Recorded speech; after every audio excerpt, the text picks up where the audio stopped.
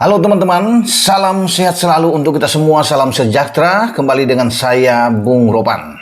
Dan tiba saatnya kita akan berbicara, membahas tentang tim nasional U22 yang akan bertarung di laga pembuka grup A SEA Games 2023 di Kamboja.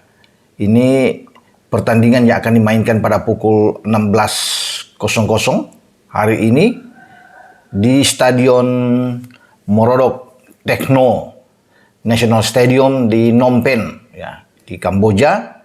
Indonesia versus Filipina, dan Indonesia pasti lebih diunggulkan.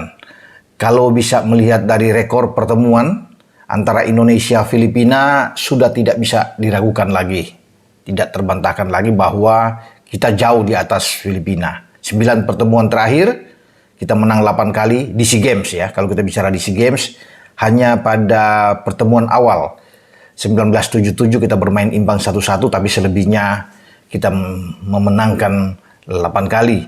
4 pertandingan terakhir di SEA Games bahkan kita tidak kebobolan. Kita bisa menang dengan 11 gol secara keseluruhan.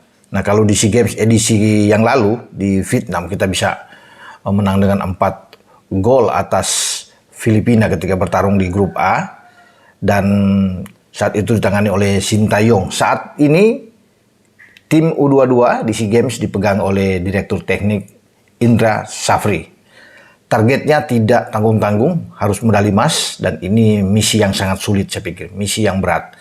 Namun harus dilalui oleh Marcelino, Ferdinand, dan kawan-kawan untuk bisa menembus apa yang diharapkan, lolos ke final dan menjadi juara. Tidak mudah, ya, karena kalau bicara di grup A, oke, kita bisa lolos, tapi untuk masuk ke semifinal nantinya, lawan yang sudah menunggu kita adalah lawan yang selalu menjadi momok bagi tim nasional kita, di mana kita selalu kalah, yaitu Thailand dan Vietnam. Dan apalagi Vietnam sebagai juara bertahan, saat ini tentunya ingin mempertahankan apa yang mereka dapatkan di kandang mereka di edisi kemarin.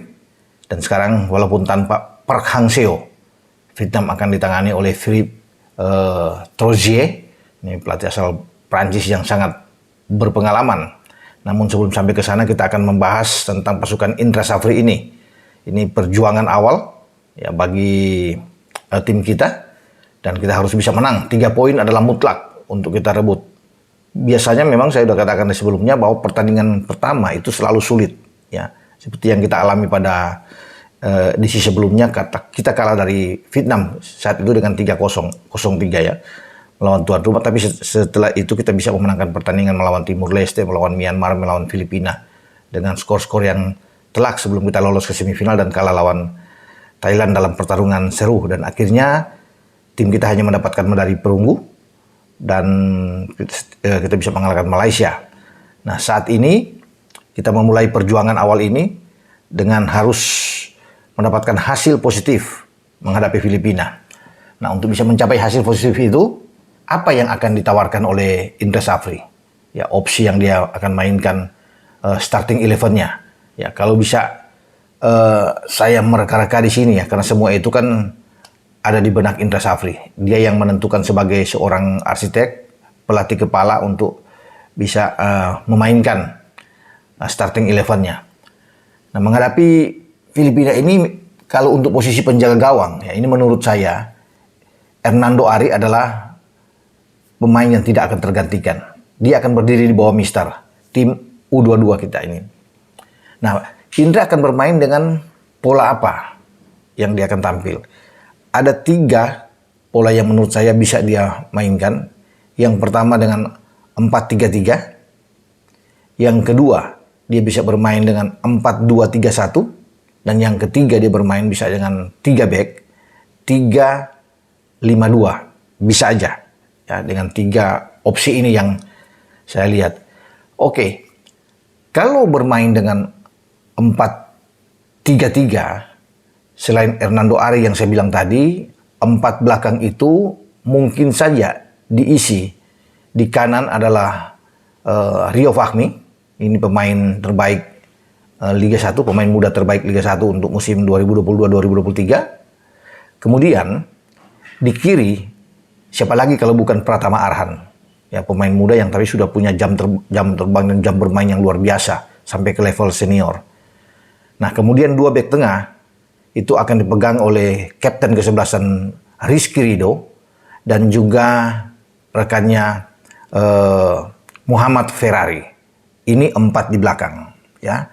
Kemudian di tengah itu Marcelino Ferdinand, satu pemain yang sudah pasti masuk.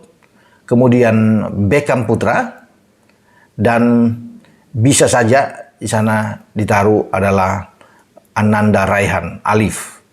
3 ya menurut saya. Nah, 3 di depan saya lihat adalah Witan yang bisa dimainkan. Kemudian ada Irfan Johari dan Ramadan Sananta sebagai pemain nomor 9, ya posisi striker. Itu dengan 4-3-3. Ya, bagaimana dengan pola lain?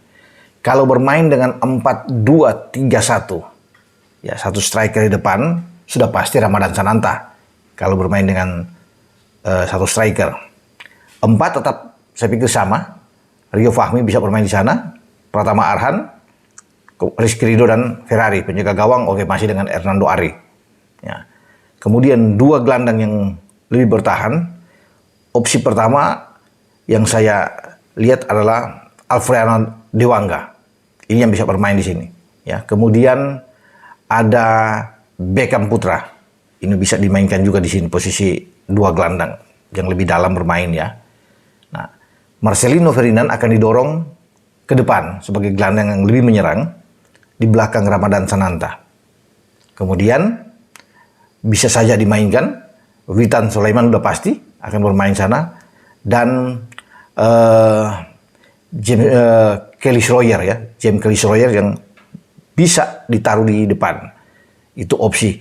Kalau tidak dengan bergantian dengan Irfan Jauhari, ya itu opsi yang ada di depan dengan 4-2-3-1. Nah, sekarang kita lihat bermain dengan pola lain. Bermain katakan dengan 5 gelandang.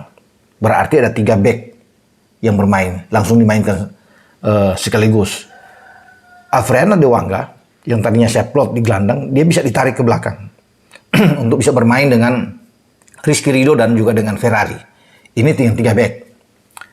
Posisi kanan, jika tidak ada Rio Fahmi, katakan ini ada bergantian, ya, dan Indra Safri bisa masukkan Bagas Kava, dia akan bermain di kanan. Kiri tetap menjadi milik bagi Pratama Arhan. Nah, di tengah yang pasti Marcelino Ferdinand, Beckham Putra sudah ada di sana bersama dengan Ananda. Itu 3 ya, yang bisa bermain. Ya. Ananda sebagai box to box, pemain PSM Makassar ini pemain muda yang luar biasa yang tampil di musim kemarin. Ini bisa bermain ke belakang, berdiri di depan 3 pemain back ini ya, di antara Ferrari, Rizky Ridho dan Dewanga. Ananda akan bermain di depan itu. Kemudian yang agak ke depan adalah Beckham Putra yang akan mengatur permainan bersama dengan Marcelino. Sehingga ada 5. 2 sisi flank akan coba dijalankan oleh Bagas Kava dan juga dengan Pratama Arhan. Ya, ada pergantian, mungkin Bagas Kava akan ditarik dengan Rio Fahmi yang akan masuk. Ya. Kemudian kalau Sananta di babak kedua ditarik, ya bisa ada Titan Agung yang ditaruh di sana. Tapi yang pasti untuk starting 11 ya di babak pertama Sananta akan ada pasti di depan. Witan Sulaiman menjadi jaminan utama. Kalau bermain dengan 2 pemain depan, ya Sananta dan Witan. Ya, ini kan formasi 3-5-2. Nah, Witan akan diberi tugas mungkin oleh Indra Safri bermain lebih bebas. Ya, dia bisa menguasai, bisa bergerak ke kiri atau ke kanan untuk berdiri bebas untuk di sini. Jadi ini akan lebih fleksibel bagi seorang Witan Sulaiman karena dia bermain sangat bagus di 2 sisi ya, bisa bermain di kanan atau bisa bermain di kiri. Ya, dan ini tentunya bantuan ini akan datang dari back sayap kita. Pratama Arhan entah oleh Bagas Kava yang lebih dulu dimainkan atau Rio Fahmi. Ini pasti akan terus naik turun ketika menyerang, harus tetap membantu penyerangan tim nasional kita, dan ketika ditekan mereka akan turun, sehingga ketika 2 pemain ini turun akan membentuk 5 pemain di belakang karena Dewanga, Rizky Ridho dan Ferrari akan bermain tetap di posisi di dalam kotak penalti yang sehingga sulit bagi pemain-pemain Filipina untuk bisa menembus dengan pengawalan di dua sisi antara Pratama dan juga Bagas di kantor Rio Fahmi, ini akan jauh lebih bagus. Ya, keseimbangan permainan akan terjaga dengan baik. Yang perlu saya tekankan di sini adalah bagaimana kita harus bisa mengawasi main Filipina yang sangat bagus, ya, punya pengalaman oke, yang sudah bermain di level senior juga sama seperti Marcelino Ferdinand, adalah Sandro Reyes. Ini pemain yang berbahaya. Jadi menjadi tugas bagi gelandang-gelandang kita untuk bisa menutup pergerakan Sandro Reyes, karena dia seorang gelandang serang sama seperti Marcelino Ferdinand. Pasti Marcelino juga akan mendapat perhatian utama dari pemain-pemain Filipina. Karena pelatih Filipina tahu tentang kualitas permainan dari Marcelino. Ya, masih muda tapi sudah bermain bahkan di level senior. Dan pasti James Gear ini akan menugaskan seorang pemain, mungkin gelandang mereka, gelandang yang lebih bertahan dari Filipina ini, untuk bisa mengawasi pergerakan Marcelino, bahkan menutup ruang Marcelino Ferdinand untuk tidak banyak memberikan passing-passing, umpan-umpan yang baik ke depan. Dan kita juga harus bisa meredam Sandro Reyes. Ini kekuatan dari Filipina ada di pemain ini. Tapi saya meyakini bahwa kalau kita bermain dengan semangat juang yang tinggi seperti yang diharapkan oleh Ketua Umum Erick Thohir, bahwa kita harus lebih berani, fokus bermain, ya, kita akan bisa memenangkan karena kita punya modal kuat. Ya, secara mental kita lebih oke ketika masuk lapangan dengan statistik kita yang jauh lebih unggul dari mereka. Ya, asal saja jangan terlalu overconfidence lah. Percaya diri berlebihan akan berbahaya buat kita. Ya, tapi kita bermain dengan normal saja, kita bisa memenangkan laga.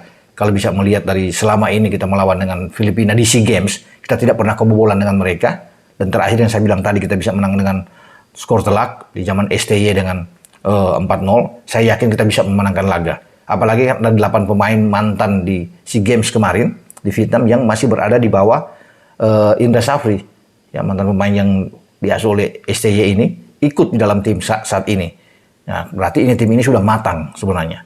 Ya, secara tim. Tinggal bagaimana mereka bisa mengkreasi permainan terbaik di lapangan, memanfaatkan setiap momen yang ada, peluang untuk bisa mencetak gol. Artinya juga finishing touch, penyelesaian akhir dari pemain-pemain kita ini harus bagus.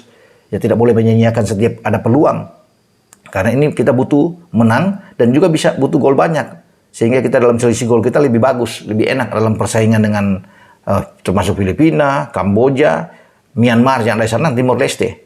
Nah, pasti masyarakat Indonesia akan menitipkan doa yang luar biasa buat Marcelino Ferdinand dan kawan-kawan di laga pembuka ini. Semoga ada hasil positif yang kita dapatkan dan pasti kemenangan untuk kita. Selamat berjuang, selamat bertanding buat tim U22 di laga perdana mereka di grup A menghadapi Filipina. Dengan saya, Bung Ropan. Ciao.